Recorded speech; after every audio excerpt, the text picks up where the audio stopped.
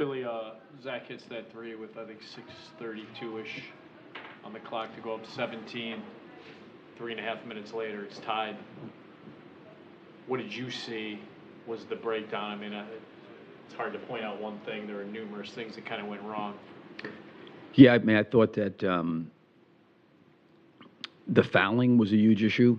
You know, we got him into the bonus early in the fourth. Thought that was an issue. I think the other issue was the rebounding. You know, we had opportunities where we forced them to miss the first shot, and they just came flying in from the perimeter. And then I thought the other part of it, too, was the physicality, which they played with defensively. And I think the officials letting that stuff go obviously was a huge discrepancy from the free throw line.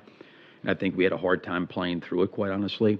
But it's really, really hard to win when you give up a 50-point quarter. You know, I don't know what we ended up scoring in the fourth, but to your point, we were up, and I thought those three things stood out to me. You know, some of the aggressiveness that led to turnovers, the rebounding, and the fouling.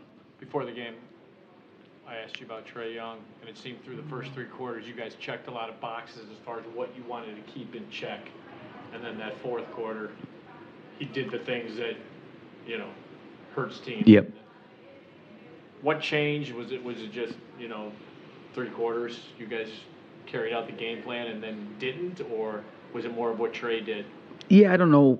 I just think I've seen this with players like him. You know, they're really good. I feel like Lillard does this a lot. They just kind of like understand the length and time and how long the game is, and they're seeing how they're being guarded and who's on them, and I think they're just taking inventory throughout the game. Mm-hmm. And then, you know, when the game's in the balance or whatever it is, they know exactly where they want to go to.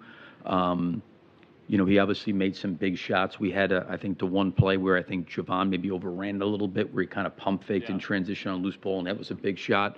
And he made some big shots, you know, obviously to tie the game. I think he made the three to tie the game. But yeah, I mean, he just, I think, just reads the game and just figures out what's there. Javon, especially, I mean, 19 points in however many minutes. It wasn't a lot of minutes.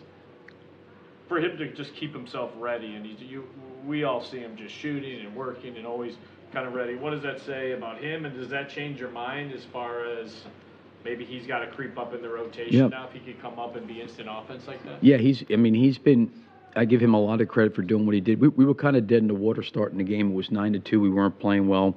And he kind of came in and gave us a huge boost. In that first quarter, he got fouled on 2 3-point shots. I think he made 6 threes in the first quarter. Yeah. That was huge for us. That can give us some breathing room. And I'm happy for him just personally because of the amount of time that he puts in, and the opportunities for him have been limited. But the ability and the maturity competitively just to keep himself ready at all times is really impressive to me. And certainly to see him rewarded for the work he put in was great.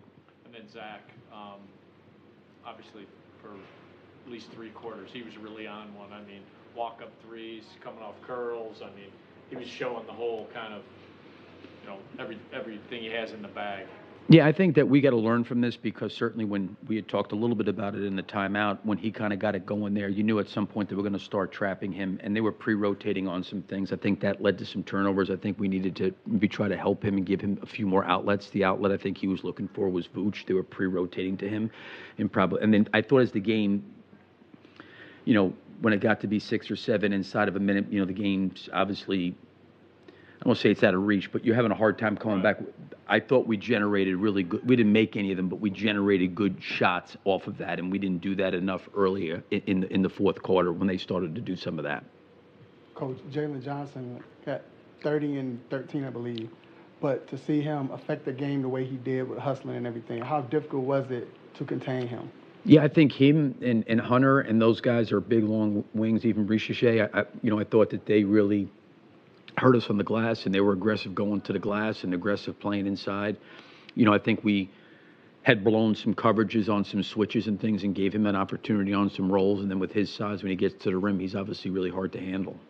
And then when you have Zach hot like he was, Kobe got hot at one moment, then you had Carter early in the first quarter.